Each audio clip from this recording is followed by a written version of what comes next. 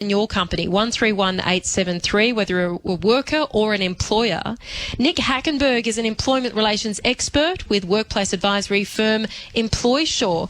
Nick Hackenberg, welcome into the show. Hello, Brooke. How are you going tonight? Yeah, great. Thanks for joining us. So say a business has been forced into lockdown, as many have right now, no customers, revenue goes maybe to zero, pretty bleak for the next few weeks. Can that business force its staff to take annual leave?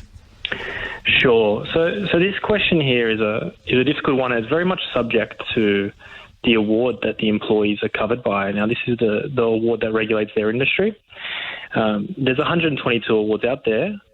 Most of them provide the ability for an employer to require an employee to take leave. Unfortunately, that often comes with the employee needing to have excessive leave and also a little bit of notice required as well. In this environment, a lot of our clients have found that a little bit impractical to be able to give employees notice of the requirement to take leave when their businesses are shut as it is. What we've been finding is that we've been trying to promote our clients to make a mutual agreement with their employees. If an employee's been stood down, often that means they're not going to be getting their paycheck, if not for a disaster payment. So we've been trying to come together to the table and try and make an agreement. Can we take leave? Can we take leave at half pay to get us through this together? So are you suggesting that's kind of a one-on-one approach with every single staff member? Practically, that's the best approach that we commonly find. Some employees have a lot of leave. Some employees don't have much leave. If you're an employer and you're trying to promote an employee to take leave, we're going to have to take those situations on a case-by-case scenario. So yeah, I'd certainly be saying to sit down at the table is usually the best way to go about it. Not many awards are going to let an employer simply Monday morning call up an employee and say, you're going to have to sit at home today, you're going to be placed on annual leave. Yeah. Is there an award in particular that makes that point the clearest? Yeah, if we take the example you brought up, the construction award, those clients covered by the construction award, if their employees have over 7 weeks leave, they can provide an instruction to them to take leave with some notice. Unfortunately, they'll need to be left with at least 6 weeks at the end of that. Now, given the nature of that industry, unfortunately, they take a lot of leave come Christmas time, and so it's a rare scenario that comes up.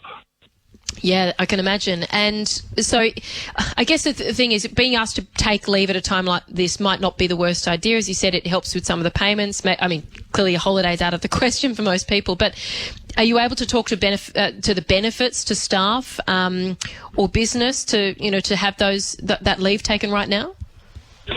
Yeah, of course. I mean, if we start off with the businesses, the fortunate few businesses out there who can afford to pay their employees whilst they're not working, whilst those businesses aren't receiving any revenue, they obviously provided the benefit of being able to manage their leave liabilities more effectively throughout quite a really unpredictable year. Who knows when they're going to be full of business and not wanting any employees to take leave, or when there's another quiet period. If they can take this opportunity to try and manage their books, I think that provides them a lot of flexibility for the year moving forward. When we're talking about employees, unfortunately, not all employees will be eligible for COVID disaster payments.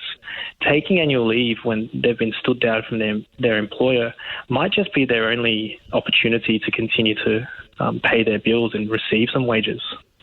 Yeah, great of you to join us. Thank you so much. Nick Hackenberg, employment relations expert, Employsure. It's certainly a grey area, but great of you to join us to help us out with that one. Thanks. Thanks a lot, Brooke. Here you go. And with regard